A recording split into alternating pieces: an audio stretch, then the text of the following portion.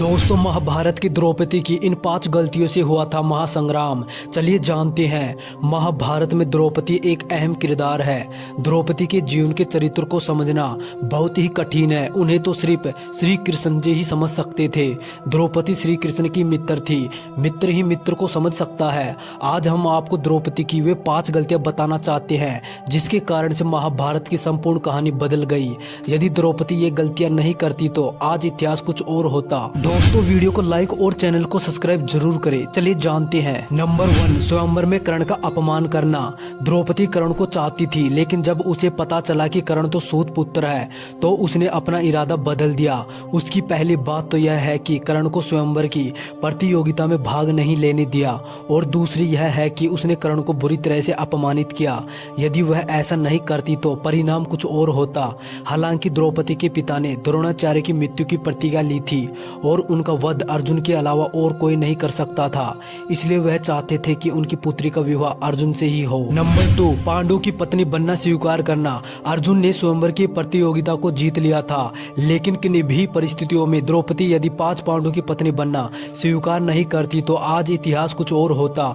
द्रौपदी कुंती के कहने या स्वयंवर के बाद युधिष्ठिर और वेदव्यास जी के कहने पर 5 पांडवों से विवाह करना स्वीकार किया था। नंबर 3, दुर्योधन का अपमान। द्रौपदी ने इंद्रप्रस्थ में युधिष्ठिर के राज्याभिषेक के दौरान दुर्योधन को कहा था, अंधे का पुत्र भी अंधा। बस यही बात दुर्योधन के दिल में तीर की तरह धस गई थी। यही कारण था कि दूतकीड़ा में उनसे शकुनी के साथ मिलकर पांडवों को द्रौपदी को दांव पर लगाने के लिए राजी कर लिया था। दोस्तों, दूतकीड़ा या जुआ के इस खेल ने ही महाभारत के युद्ध की भूमिका लिख दी थी, जहां द्रौपदी का चीरहरण हुआ था। नंबर 4, युद्ध के लिए प्रेरित करना। अपनी चीरहरण के बाद द्रौपदी ने पांडवों से कहा कि तुम दुर्योधन और उनके भाइयों से मेरा अपमान का बदला नहीं लेते हो तो धिक्कार है तुम्हें। द्रौपदी ने पांडवों से कहा कि मेरे केस तब तक खुले रहेंगे जब तक कि दुर्योधन के खून से इन्हें धो नहीं लेती।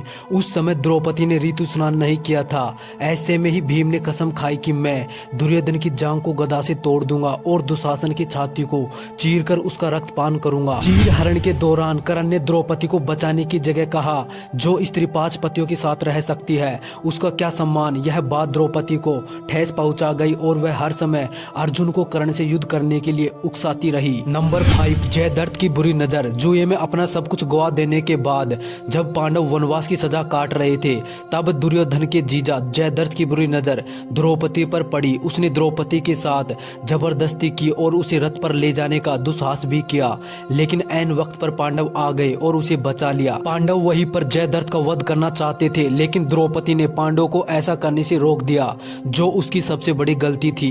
द्रौपदी ने जयद्रथ के सिर के बाल मुंडवाकर 5 चोटियां रखने की सजा दी और जनता के सामने उसका घोर अपमान करवाया। जयद्रथ किसी को अपना चेहरा दिखाने के लायक नहीं रहा और हर पल अपमान को सहता रहा। इस अपमान का बदला जयद्रथ ने चक्रव्यूह में फंसे अर्जुन के पुत्र अभिमन्यु को मौत के घाट उतार कर लिया।